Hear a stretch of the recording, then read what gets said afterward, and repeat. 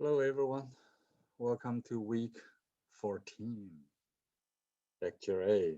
So today we are going to continue our discussion about sensors.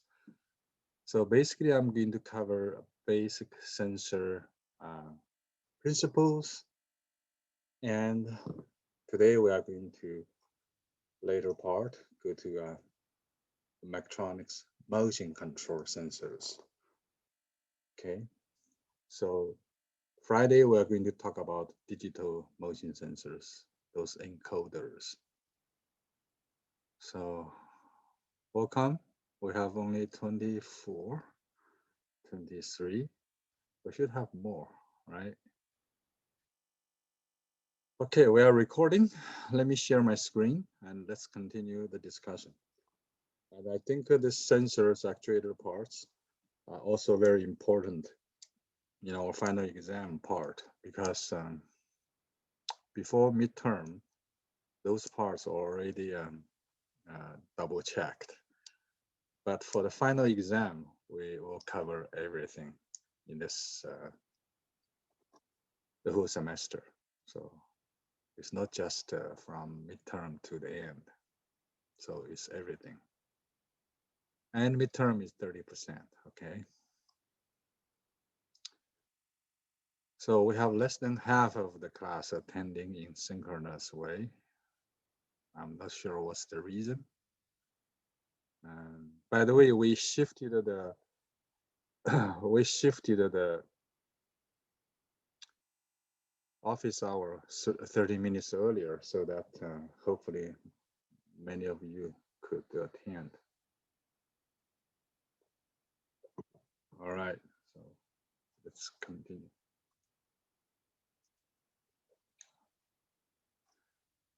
Last time we were talking about the sensors. The sensors, I said, never trust the sensor until you verify it, okay? So for the sensors, you always have interfering inputs. You have internally modifying inputs. You have a desired input. Then adding together, you get an output. So I said nothing is perfect. So therefore, for any of the sensor outputs, you need to double check to verify. So the common problems regarding the strategies about how to remove those interfering inputs, modifying inputs, or how to minimize its effect is some common techniques we can learn. So you guys can still hear me? I'm talking? Yeah. Type. Okay, thanks. Good. So let me do the comment so then we can write on this. Thank you for the responding. So we are going to go from here, okay, today. So we explained last time, we use this as an example to demonstrate that we want to measure the strain, okay? But we do have modifying inputs, so we also have interfering inputs. Modifying inputs is like the battery, temperature, maybe humidity, and so on and so forth. So here, like this one, if the table is not leveled, then you also have those interfering inputs, modifying inputs, okay? So we have 5 categories of method how to nullifying or reducing the effects of those external disturbance, modifying inputs, okay? So we're going to go one by one quickly, okay? So inherent insensitivity is basically you have a clever design, okay? You have a clever design to have awareness of this issue, okay? So that probably will cost you money, okay? You're totally redesigning everything. The second one is high gain feedback. Okay, high gain feedback. We're going to explain this one a little bit more. Okay. In principle, your sensor errors, disturbance, or what we call modifying inputs could be minimized by using a feedback. Okay, feedback. So if you have a open loop system, okay, so you have a open loop system, okay, so you have input, you have output, so you can consider to use the gain, okay, amplify it. But if you use a feedback structure, then you are going to have this feedback system transfer function. You can make a high gain such that this can be closer to 1, okay, closer to 1. When we say high gain, means the loop gain, the whole thing here, the loop gain. Okay, the K feedback can be bigger to make it closer to larger than 1. Okay, larger than 1. So if the whole loop gain is larger than 1, then you can reduce that disturbance. So let's take a look. So this is open loop structure. So if you have anything in here, okay, it will pass through your output immediately. But if you introduce a feedback mechanism in here, so that feedback will be able to minimize or reduce the interferences, okay? Okay, so another idea is to use calculated output correction. You do some corrections to that. The commonly used method is to use a signal filtering. We're going to illustrate that. So the filtering is more commonly used, okay, commonly used. So hopefully we can add some, this is called input filtering. So when you pick up the signal, you will be able to filter. But usually you can add in a later stage in here. So this is output filtering. So you can see this is in the front. This is in the end. So that is this is a real sensor. Okay, you always have this type of imperfectness. Okay? So for the filter, you know that we have different types. One is no pass is a stop. Okay. Another one is low pass, high pass, band pass, and band stop. Okay, band stop. If the band stop band is so narrow, this is called a notch filter. Okay, the notch, I mean OTCH, notch filter.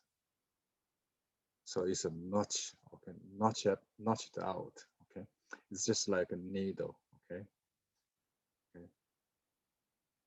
So when you have some fluctuations, then you can do a low pass filter, get a straight line. Let me see examples here. So you have this EI output, then you couple it with all this environmental electromagnetic wave. So that your signal is having this high frequency interferences on top of it. I don't want those, I only want something in the middle in here. I only want this left out, strain only. So how to do that? Low pass filter, right? So actually this is low pass filter, okay? This is low pass filter. So this is RC network, very simple. So if you write the transfer function from here, this is the input and the output.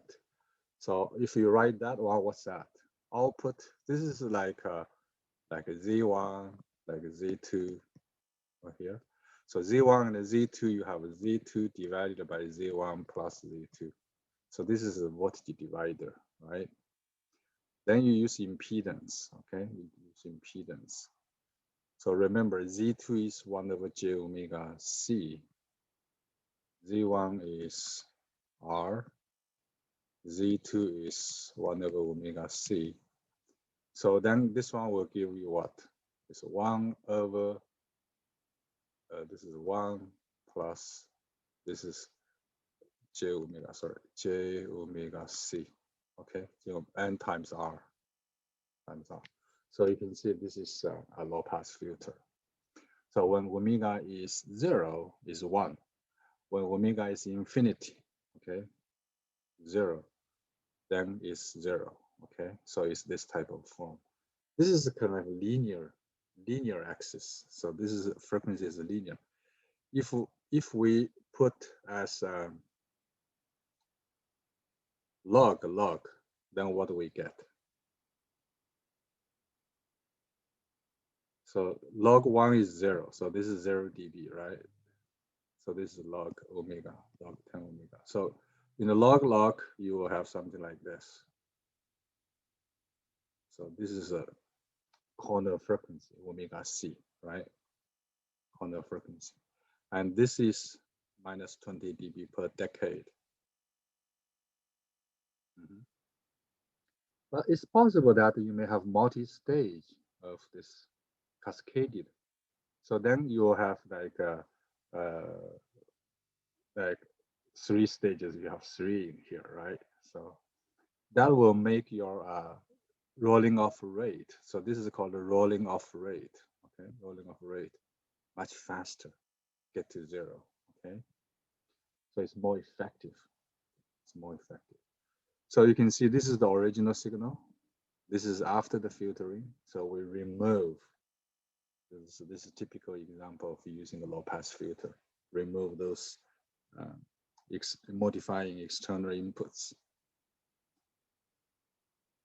Similarly, you have a fluctuation in your environment, or you have, again, also have the electromagnetic field, or you have fluctuation itself within the water pressure. So this is your real pressure you measured, okay? So, but actual pressure is this straight line, okay? How to remove those oscillations? Again, low pass filter, okay? So that's very practical. Similar thing here is another system. It's called chapter radiometer.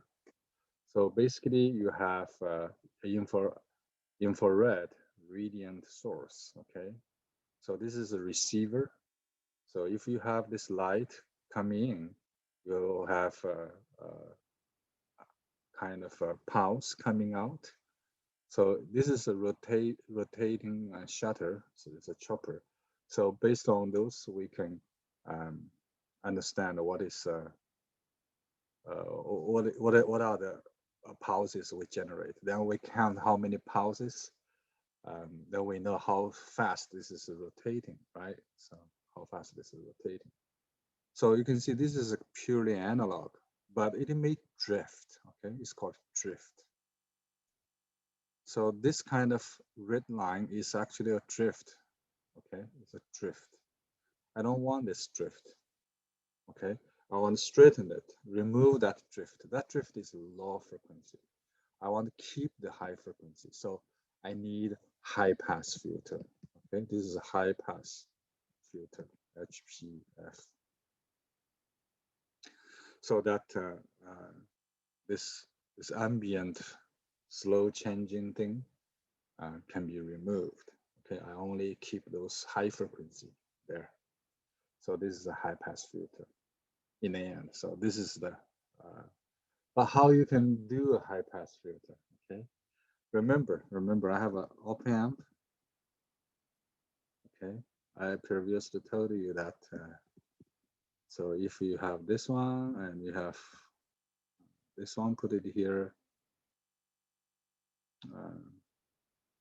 What's this? So this is the integrator, okay? This is the integrator. But if you put another here, that's low pass filter, okay? Low pass filter. But what if this is a low pass filter? But what is a high pass filter? You don't need this one. Okay, you put something here. This is a high pass. Okay, high pass, because only the high frequency can pass. Low frequency will get stopped. That's because if you have DC, remember you cannot pass the capacitor, right? So this is a high pass filter. I suggest you get used to this quick thinking about op-amp. Okay. Okay, method of opposing inputs will basically add this opposing inputs to cancel it out. So cancel it out. So this is based on the knowledge. If you know it, you can cancel it. But what if you do not know?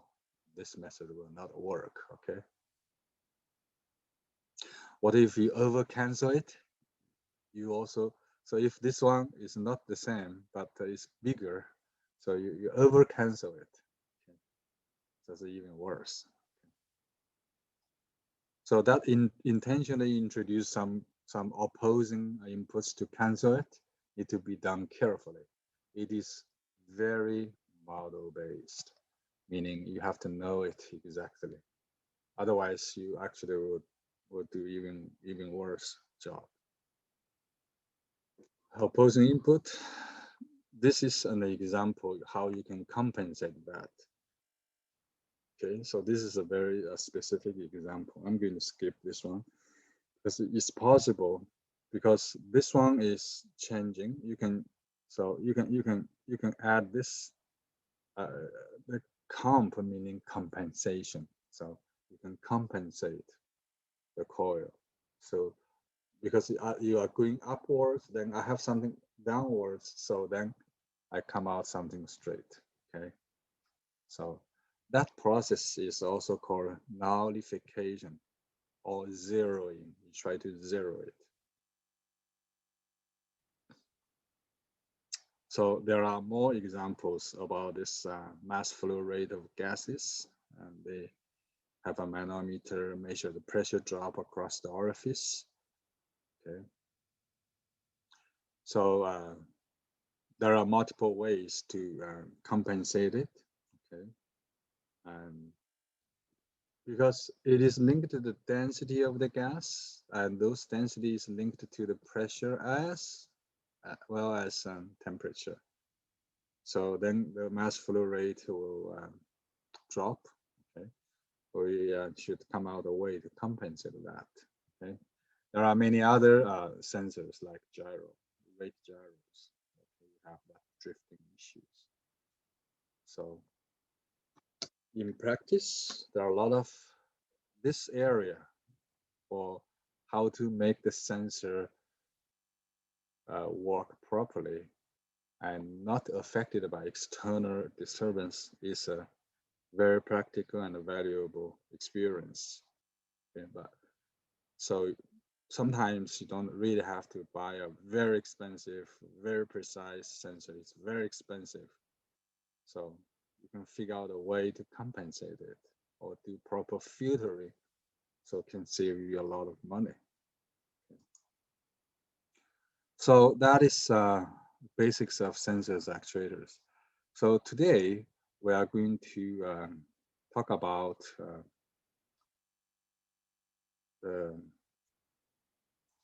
but let's open the quiz part. So today we are going to do this quiz about motion variables, okay? And then later we focus on ideal differentiators, okay? So I'm going to walk with you on that.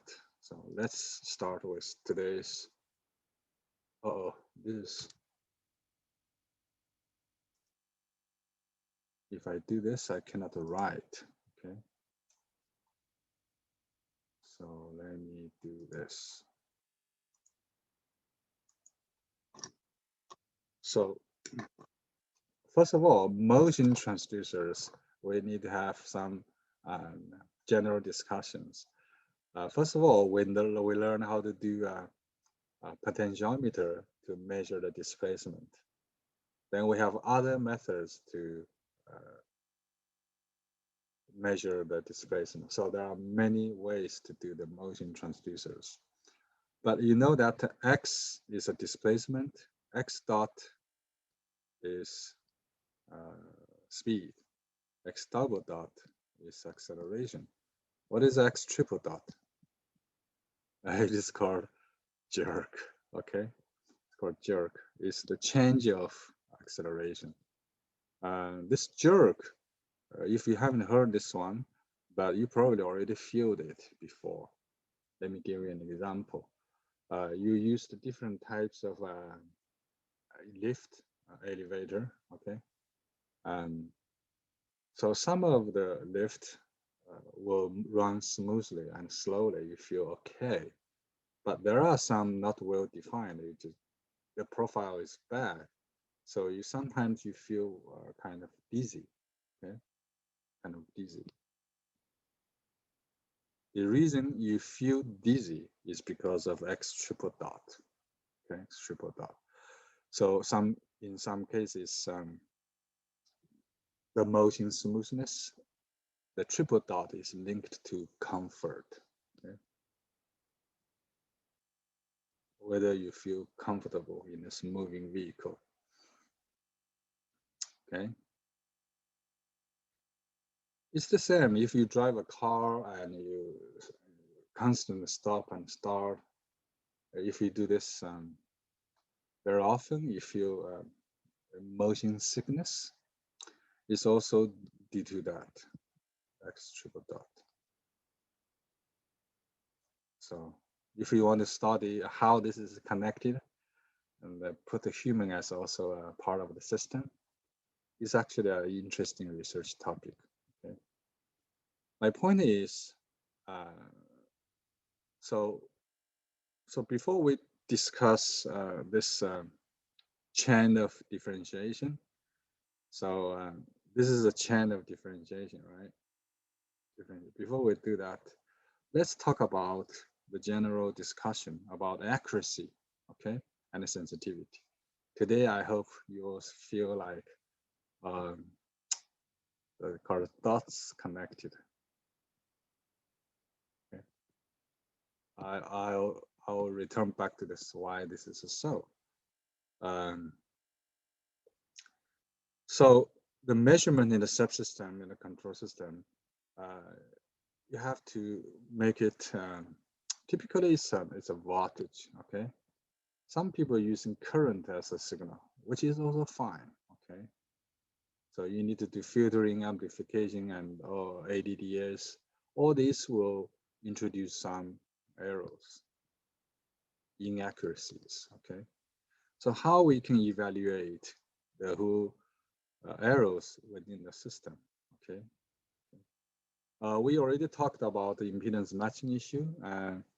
At a certain point, you were tricked by me, okay? Maybe week 2, about 0.5 cascaded by 0.5 is 0.20 actually, not 0.25. I hope you remember that. That begs the question about the system. You need to be careful about impedance matching. Sometimes this is also called load effect. Okay, we're going to talk about this again. So that means if you put a different load, then the system behaves differently. That's not desirable, right? So the message here is you have to have reasonably accurate sensor transducers.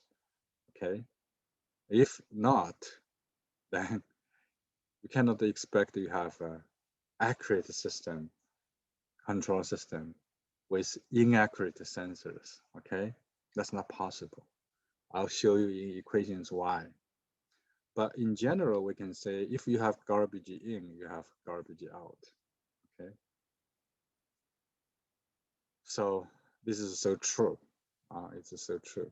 So even for a very simple idea of if you use the resistance, piece of resistor, it is never constant, okay? it can change with respect to temperature, humidity, okay? And that kind of small change will also have a small change in here. So the changing temperature will be the change in the resistance. And how this in turn will affect my overall closed loop system, that we need to be careful, okay? So we should design a controller that hopefully will not get affected by those uncertainties or variables, okay, or those errors. Okay, so sensitivity. Last time I already asked you to do that, but I think this is more interesting. Let's talk about, you have a sensor. This is your true. This is your measured. Okay, this is the measured.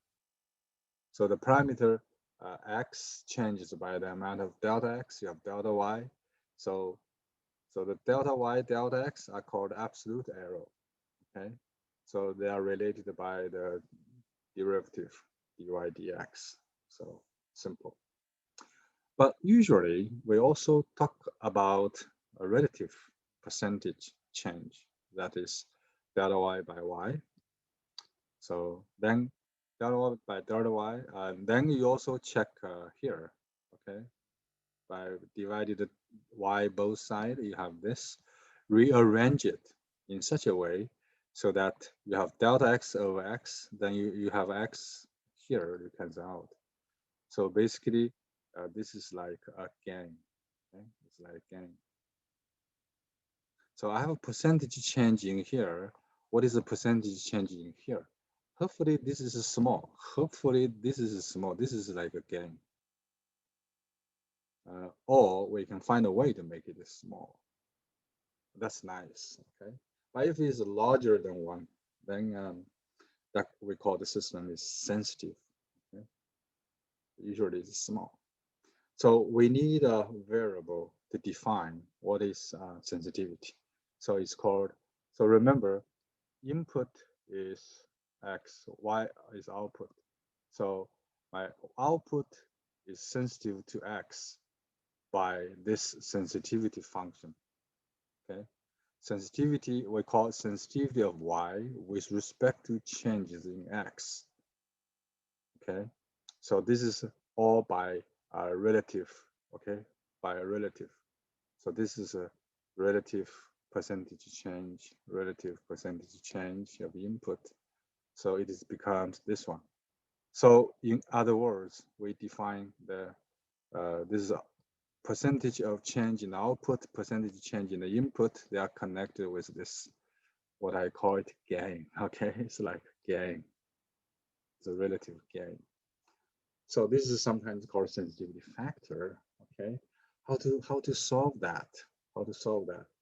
So based on the simple equation here, so it's like this. This is the equation. So if you know the sine x, so you simply put this sign, so you end up with this, okay? So this is your sensitivity function, depending on which point you are operating at, okay? So then it could be nonlinear, but it could be linear within a certain range. So in here, this is true, okay?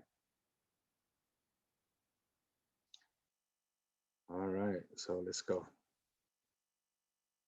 So we talked about this, the system is a static nonlinear relationship. What if I'm in this control system? Okay, now you should say, this is my sensor. This is also changing. In a system to be controlled, this also can change. This also can change, okay? So if they have absolute change, it's called delta, okay? So delta. So how the system is handling all these changes. So remember, the closed loop transfer function is C is output, R is input. So we call this is T. So remember the T, I call the T is called complementary complementary sensitivity transfer function. Then it has another name. It is called closed loop transfer function, okay? From in to out, out, in to out. Closed loop transfer function. Why we call this complementary sensitivity function? Today I will give you another point of view, okay? So let's assume we don't have feedback, okay? We don't have feedback, okay? So then you can see that if, so the T is GC times G, right? So T is GC times G, right? So assuming that my G is changing, I want to see how my T changes according to the change in G. So according to the definition, so we come out to here, okay? Come out to here. So G divided by T, partial T, partial G, T is this, closed loop. So this is what we said in here. So now let's assume the GC is not changing, okay? So partial T, partial G will have GC left, okay? Okay, GC left, okay? This is GC. Then we have G divided by T, okay? The T is GCG and this is T. So it turns out this is 1, this is 1. So in other words, if it's an open loop, okay, if it is open loop like this one, open loop, so 10% change in G, okay, will get you 10% change in the S. So this is really, really garbage in, garbage out. So there's no attenuation at all, okay? So open loop, sometimes we would say is sensitive to any changes. So that's why we do not know, or we do not want to use open loop control, okay? So that's why we need closed loop control. You'll see in the next slide, closed loop control will make this thing far less than 1, okay? So that's the beauty of closed loop control, is to reduce the sensitivity of the overall system transfer function T with respect to change in G. Your plant can change. Things you want to control is changing. So let's do some derivation. For closed loop system, C divided by R is GCG and GCGH, right? This is loop transfer function. Then we, according to the definition, we do a partial T, partial G. So we do partial T, partial G, and G divided by T. So this is partial T, partial G, you get this one, and T is this one, okay, and G is here. After you rearrange, you find out it is 1 over this one. So 1 over this one is actually called 1 over 1 plus L. L is my loop transfer function, GCGH, okay, GCGH. So because you can change the G, GC is the one you can change. So it's possible you can make the GC larger at certain frequency, so that to make this whole sensitivity small. So that's why this STG is called a sensitivity function. Okay, sensitivity function. Remember, this one is also called S. Right? If I choose S is 1, then T is 1 minus S. T plus S is 1. So this is called sensitivity. So then this is called 1 minus this one is called complementary sensitivity. So that's why the T has another beautiful name. Its closed loop transfer function is T. It has another name, it's called complementary sensitivity transfer function. Okay, that's why, because of this equation, because of here. Okay.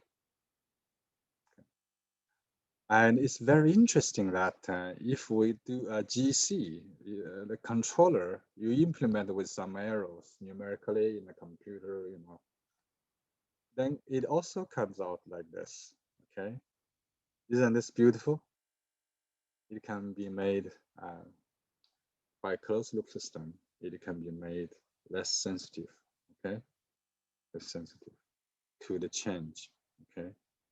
But you may ask, hey, actually I have three things in the system. What if my edge is changing? My sensor is not good enough. Let's see. My sensor is 10% error. What's going to happen? Let's check it out. Okay, check it out. So my sensor is how my T is sensitive to my sensor's edge.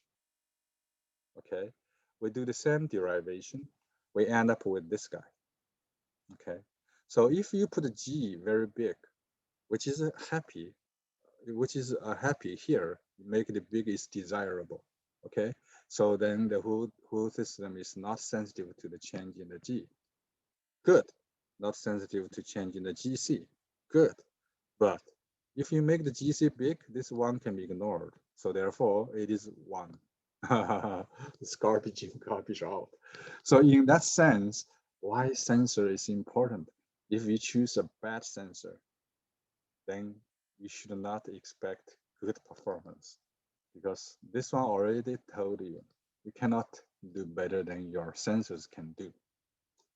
Okay, therefore, there's no way you can improve. Mathematically, we can tell that. So therefore, we study sensor must be careful in a sense. You need to make those budget. I mean, not just the money, but also the precision assignment. So you have many components in the system. So the sensor is part of that. So that sensor accuracy is actually a very deciding factor. You cannot use a very bad sensor. But if you use very accurate sensor, but other parts are very bad, so it's a waste of money. Make sense? So we need to be careful about this, what I call the precision budget. Okay, when you design a mechatronic system, the precision should not use too precise or too imprecise sensors. It have to be enough. Okay, you assign the sensor unit with proper accuracy. So very good. Also disturbance input. Because of disturbance input, suppose you have disturbance input is from here. You have D in here, R you don't care. So what is output C divided by D? C divided by D, okay? C divided by D, C divided by D is this transfer function, okay? So you can also obtain, okay? So the sensitivity function of that C divided by D. C divided by D is a transfer function. How it is related to G, okay? How it's related to H. You can do the similar derivations, okay, to discuss that. So therefore, conclusion, you have to make the measurement subsystem very accurate and stable. You increase loop gain and can reduce the sensitivity of the control system to the changes in the plant and in the controller. But increase the gain of this one will reduce the influence of external disturbance like D, okay, for sure. But if you have anything bad in the sensor, you have no way. So usually G is fixed, you cannot change. H is also fixed. You have to choosing the accuracy. So most of the design freedom is choosing the controller, which is good. So we are now reunion, connecting the dots. Remember we did this thing before. It's called a superposition principle. So we have a reunion or connecting the dots in here. So this is called closed loop transfer function. This is called sensitivity function. S plus T is 1. Okay. S plus T is 1. So this is GDY is because of the D. Okay. So add all this all together. Now you know that T is a sensitivity function. Is actually my sensitivity function of my T with respect to my G. Okay. So this is why this is called sensitivity. Sorry.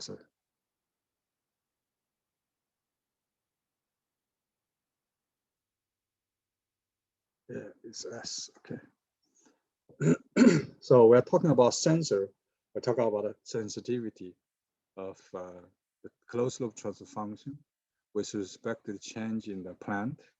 So it is exactly equals S. S is nothing, it's 1 plus 1 plus L, okay? Which is also 1 minus T, okay? 1 minus T. So I hope this considered as a dots connected, okay? Makes sense? So from sensor sensitivity point of view, static system point of view, then we generalize this one to dynamic system. I think it's a good idea. We return back and go over again. So first, we talk about sensitivity of a static sensor like this one. So this is static. So we define S, okay? We define, this is actually my S, okay? This is my S. S of Y with respect to X, okay? So now we use the same idea, discuss the control systems, because in control system, everything can change, okay? G can change, H can change, GC can change. So we talked about open loop scenario.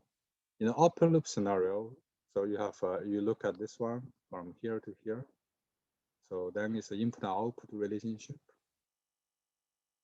So we all want to understand the closed loop system, how the sensitivity of closed loop transfer function with respect to my G, okay? Or GC. And it turns out they are all equals to 1 for open loop system. So all equals to 1 here. This is too bad, right? So this is actually very bad news. So that says closed loop system is important. So now in the closed loop system, we find out that the sensitivity here is linked to the 1 plus 1 plus L. Okay, L is my loop function, and the loop function can change if I change my controller GC. So therefore, I have a grip on it. Okay. So, but here you basically have nothing to do with it. You cannot do anything about it in the open loop. Okay. So in closed loop, you can do that, make the sensitivity small by adding GC bigger. Okay, but that's actually you can make GC bigger, but at the price of this one is close to 1. So meaning the sensitivity of the transfer function, closed loop transfer function T with respect to the change in the sensor H, okay, is almost 1. Okay.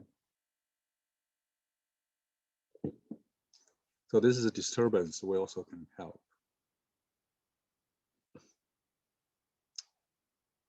And here we connect the dots about sensitivity, okay, and the complementary sensitivity. So now we are here. The question is, yeah, you have cascaded differentiation from this direction. So why I spend money to buy a velocity sensor, acceleration sensor, or jerk sensor?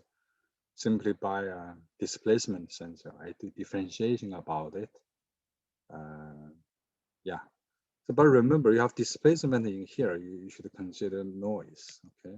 So you should consider the noise. This is my noise. Okay. It's my noise. If you do ideal, this is ideal differentiation, is a DDT, then you get output.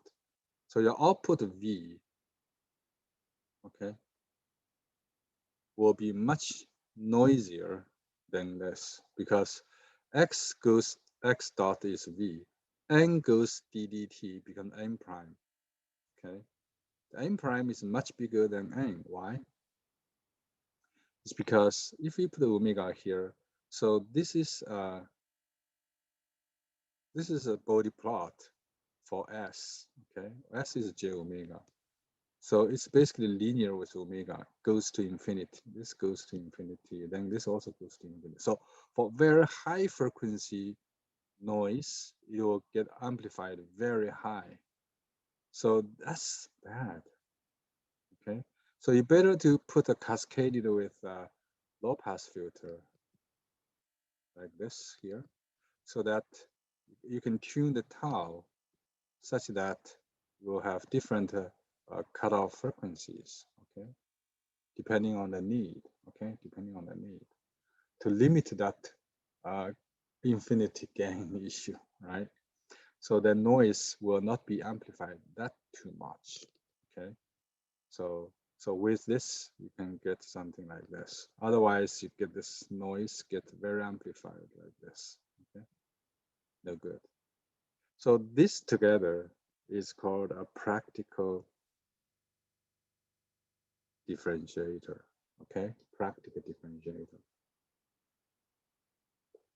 Also is called band limited. You have a limited band, so depending on the tau.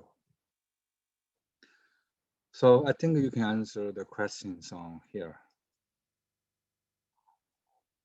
about practical differentiator, okay? You can also try body and phase body plot. So band limited differentiator, when they should be used? When you have a big noise, okay, in the input, in the signal, okay? So for displacement, you can use potentiometer, you use some laser, and there are other 4 different motion variables: velocity, acceleration, and jerk. So what to be used to measure it? We're going to go through them now. So we solve this problem. If the ideal differentiation can work, then all the sensor companies will get bankrupt. So you don't need to buy. So you still need to use this. So at this point, you should know that the frequency domain of interest, like where you put a stop in here. So in other words, if you buy a sensor, you should know that this sensor works best in which range of frequency. Okay, that's not infinite, right? So the range is important. We're going to see a table on this. So each variable is the time derivative of the preceding one. So motion measurement is extremely useful in controlling mechatronic systems, okay? So why we cannot use the differentiator? Because of the noise, okay? So say for example, you use a strain gauge to measure the strains, okay? They also can be adapted to measure displacement, okay? So use some front-end auxiliary sensor elements such as a cantilever and a spring, okay? So that displacement can be proportional to the strain. Okay. Yep. So these are just overview of the principles. So usually you use force sensor used to measure acceleration signal, right? So because F is ma, all right? So that's why acceleration is proportional to force. So whenever you want to measure acceleration, you should measure force. But then you do integration of acceleration, you get velocity. So integration is okay. You average out the noise, okay, and so on and so forth. We can also use optical encoder. So basically, we count the number of pulses. Then I know what is how fast I travel, how much we traveled. Okay. So we're going to cover this encoder part. It's very important for motion sensors Friday. Okay. And there's another thing is called resolver signals, providing angular displacement differentiated to get angular velocity. This is called a resolver. Okay. So we have x dot, x double, x triple. Why we need to separate the transducer to measure for different variables? I think we already explained that because of the noise issue, because of this body plot. So this is omega, this is amplitude, this goes to infinity. Okay, that's gain. Okay, the gain.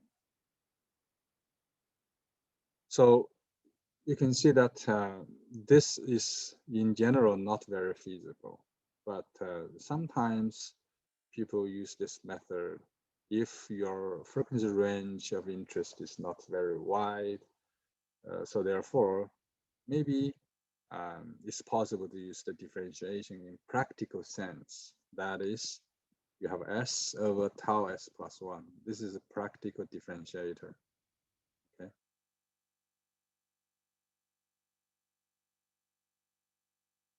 And yeah, this also linked to SNR, signal to noise ratio. Yeah. So say for example, I have 10% of the noise added on top of the signal. So then this SNR will becomes 10 divided by 0.1. Oh no, so 1 divided by 0.1. Okay, so that will be 10. That will be 20 dB, right? So when you say SNR is 20 dB, that means your noise is about 10% of your signal. Okay. And today, this is not an issue. Processing capability of microprocessor is much faster, cheaper. It's not a big deal. You can do that kind of practical differentiation. Okay. But on the other hand, if you have a very precise, very high precision requirement, you really need a dedicated sensors. Okay. Okay. So it's usually often, okay, usually not acceptable by doing differentiation. Okay. Because of the noise. So there are rule of thumbs when you should use it. Low frequency applications, like in order of 1 Hertz. So displacement measurement provide good accuracy. When if the frequency is too high, like 1 kilohertz, okay, velocity measurement is usually favored because that high frequency you measure displacement is hard. Okay, a high frequency motion with high noise level, then you just measure the acceleration. Okay, and jerk ground transit ride quality. I said ride quality means comfort. Okay, or motion sickness, or I said dizziness. Okay, dizziness. This is also true for manufacturing, the forging, rolling, and things with impacts and shock isolation and so on and so forth. We need to take care of this variable as well.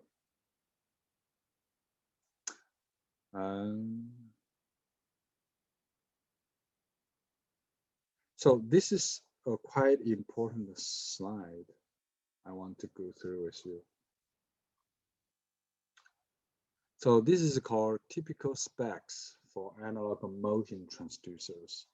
So if I ask you, when you buy an analog motion transducers, okay, what are the 5 most important specs you should check? Okay, I think it's here.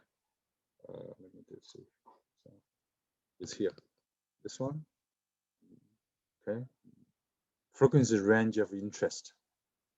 So in this frequency range, it works the best. Beyond that, probably it will not even work. Output impedance, you should be careful because you need to get this signal passed to the next stage of the circuit. So you need to have an impedance matching issue. Do you need to worry about it or not? That depends on the output impedance. But today you can just use op-amp to resolve that issue. And resolution, accuracy, and sensitivity are all 3 different concepts. We are going to explain it. So in the next, we are going to talk about potentiometer, LVDT, resolver. All these are for displacement. And so tachometer, eddy current, piezo. Piezo is actually acceleration, so it's velocity or displacement. And that kind of a strain gauge and piezo accelerometer So these are for acceleration. Okay. So let's talk about the three sensors for displacement. Potentiometer, you know this potentiometer like voltage divider. So it's usually good for 5 Hertz or less, while LVDT can do 2.5 K Hertz, so it's much faster. Output impedance is lower, which is not good. Okay, you have to take care of it. Resolution is 0.1 millimeter. That depends on the pitch of the coil. Okay. Resolution, meaning there's a minimum sensible amount, 0.01 millimeter. Anything below 0.1 millimeter, we cannot feel it. There's nothing showing up. Sensitivity means the total, like 1 millimeter will equivalent to 200 milliwatt. Okay, milliwatt. Okay. So 1 millimeter. So this is called sensitivity. Okay, sensitivity. So for LVTD, you can see frequency range of interest is first. Second is output impedance. Third one is typical resolution, accuracy, and sensitivity. So you can see that here, the sensitivity is actually considered as better, okay, more sensitive. So even 50 milliwatt can count as 1 millimeter. So this is a better, smaller the better, right? So this is also smaller the better. Okay? So this is of course smaller the better, but accuracy here using a relative accuracy percentage. So given that, you probably should pay attention to the LVDT. This is widely used to measure accurately of the displacement. But it is cost more money than potentiometer for sure. For the resolver, we don't use this one very often, but its frequency range is in the middle. Okay, the resolution is like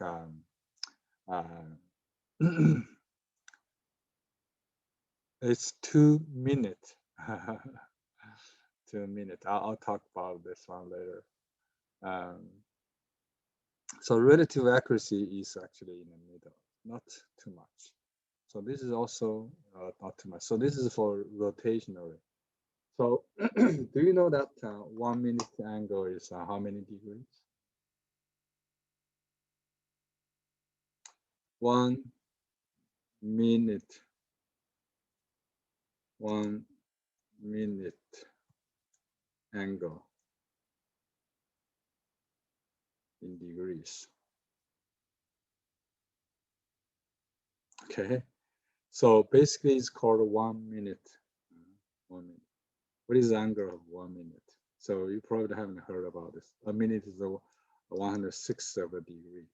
Okay, so in other words, you have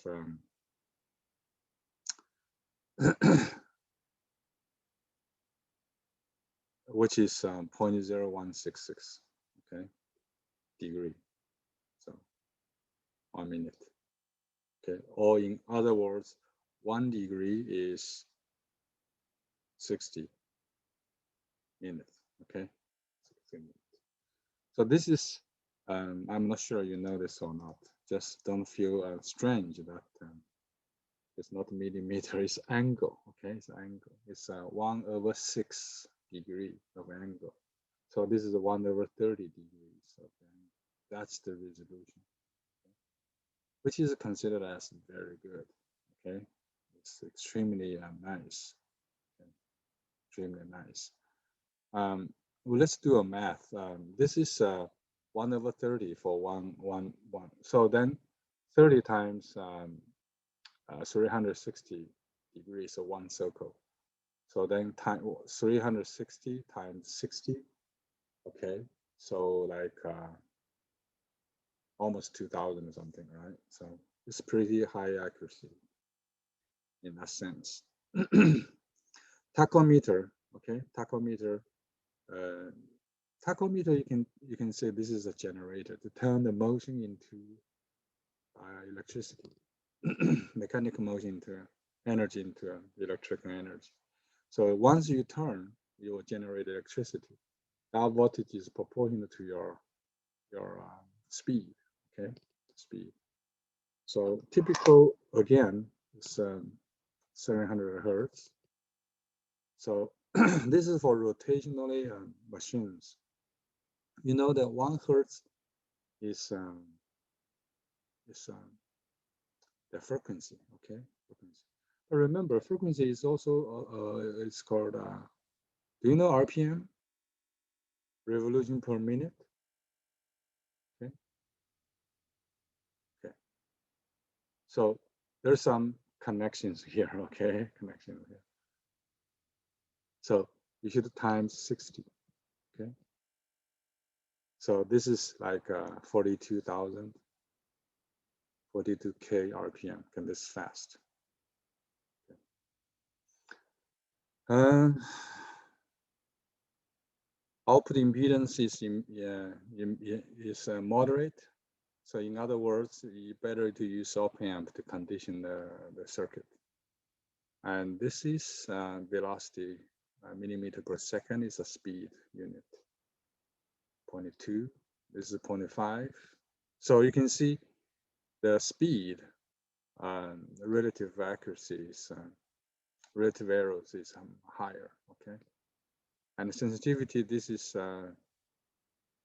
voltage, this is the speed, okay? This is a speed, millimeter per second per milliwatt, okay, milliwatt. So this is around 5. Okay. Another one is talking about AD current, okay, AD current. AD current, you can see this is the highest, 100K. Think about it, it's huge, and the resolution is so high, okay. So the accuracy is reasonable, and this is not very huge, okay. So and so on and so forth, okay. So we are going to quickly go through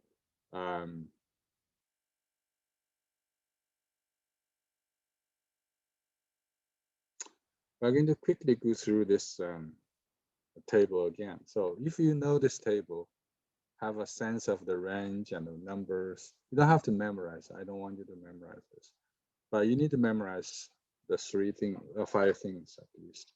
Frequency range of interest, output impedance, resolution, accuracy, and sensitivity. Okay? Five, okay?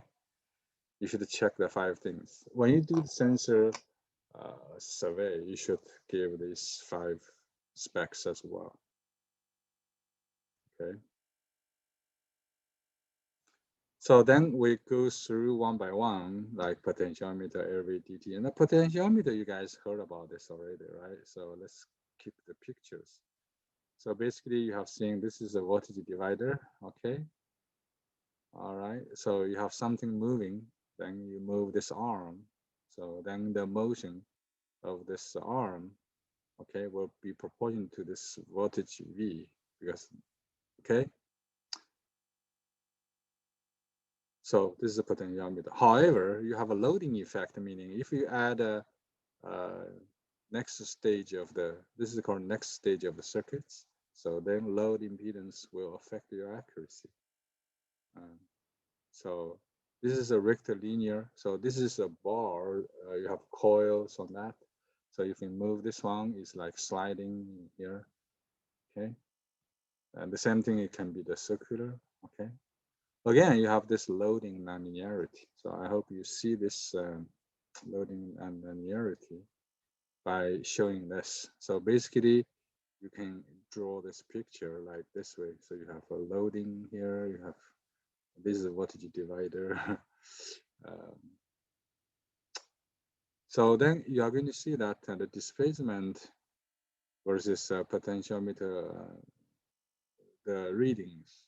So supposedly they should be like here, like the straight line 1-to-1, but it's not. Depending on the load divided by RC, the whole resistance. Okay. So as remember, we we did this again and again. I remind you, 0.5 times 0.5 is not 0.25. It's a load effect. It's impedance matching issue. You need op amps. Okay. Here is also true, but sometimes in the low cost applications, you don't want to use op amps that increase lots of cost. So, okay. So the middle point is here. It's called, sometimes in the sensor you see this FS. So I hope you not understand what is FS. FS is called a full scale. So this is like from 0 to 1. This is a full scale. Then this is a half full scale. Okay, half full scale. So basically, RL has to be small. RC is big. Okay. Okay, then this is a smaller. Okay, smaller. So then this is bad. Actually this is bad. Okay. So if this is so let me see. Yeah, the RL. So this dotted line is in the middle. No, I think this is wrong. Okay, this should be go to here, and this one should go here. So RL very small, RC very big is desirable. Okay, desirable. If you have RL is very big, RC is very small, then this ratio is big, it's worse. Okay, it's worse. So anyway, if you keep RC not changed, then your RL change, okay, you will have this effect. Okay.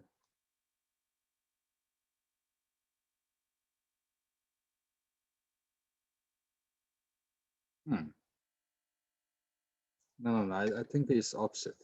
I think it was still correct. You think about this. I think about this. RL equals infinity means you don't have a load. Okay.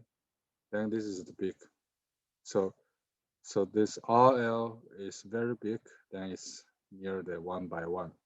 If you have any RLs not infinity, it's a finite value, then the smaller you will go here. Okay. RL is 0. Oh, I think still correct. Okay, I'm sorry. Yeah. So RL too small, you will become like this. Okay. RL is big, 10. You should go like this. Close to that. Yeah, it's still correct. Okay, still correct. The original arrow, this is wrong. Okay. So RL is small, RC is big. This is actually is very bad. It's not desirable. The desirable is RL divided by RC is as big as possible. The bigger the better. Okay.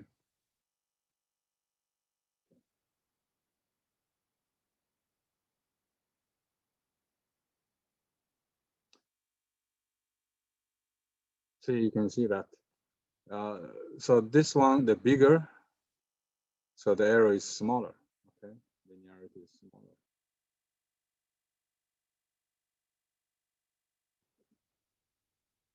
Okay. So the limitation of the potentiometer for displacement measurement, it has to be 5 Hertz. We learned 5 Hertz. This 5 Hertz we learned before. Okay. If you say 50 or 500, that obviously you are not pay attention. So if you are interviewed in industry, say, oh, they ask you use a potentiometer for displacement measurement, and what is the frequency range? You should say less than 5 hertz. If you said 50 or 500, that means you don't know it. So these numbers are also quite important. So, by the way, what is the 5 hertz? 5 hertz is your bandwidth. So think about your blinking. Can you do 5 times per second? I don't think so. Can you do the wave your hand like this 5 times per second? I think it's hard. So you are around 5 hertz bandwidth. Beyond that, you cannot do it. Okay. So it's relatively for human motion. It's less than 5 hertz. So in the so because you needed force to move the slider, so there are some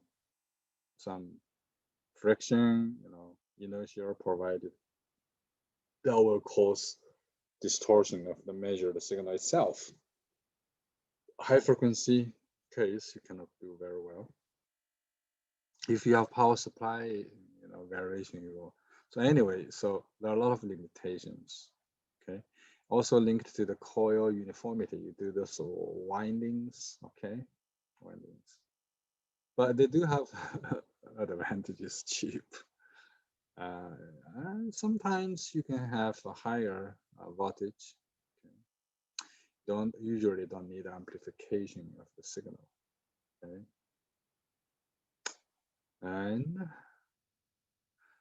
so potentiometer primarily displacement transducers can be adapted to measure other types of signals, say for example pressure, force, using some other front-end elements. Okay. So potentiometer sometimes, if you use well, can be effective and low cost. So problem is an example about how to do this type of sensitivity analysis.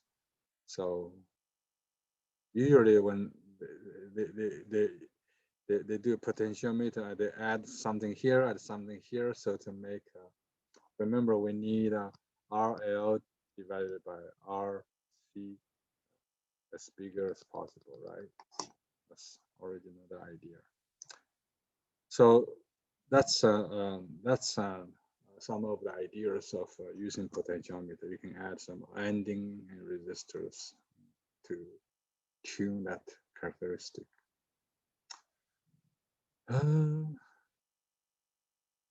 Yes. So this is a variable inductance transducer, and let's see, we are running out of the time, but we are in very good synchronization of week 14b. So I'm going to do LVDT next time. Then after that, we start to talk about digital sensors. So I hope you have a pretty good idea about this. This is the most important part today for this table, okay? And I hope I put something here. It's called connecting the dots, okay? The YT is called complementary sensitivity transfer function. It's because of the S. S is called a sensitivity transfer function. It's a sensitivity of the closed loop transfer function with respect to the G, which is S itself, which is 1 minus T, which is 1 over 1 plus L. So all start to connect. Questions? Type in the chat box if you have any. Otherwise, I want to see you. Thank you. Practice exam for the final by chance. Yes, I can give you the final exam of last year. I will redo it for this year. You better to do good job reviewing your midterm exam.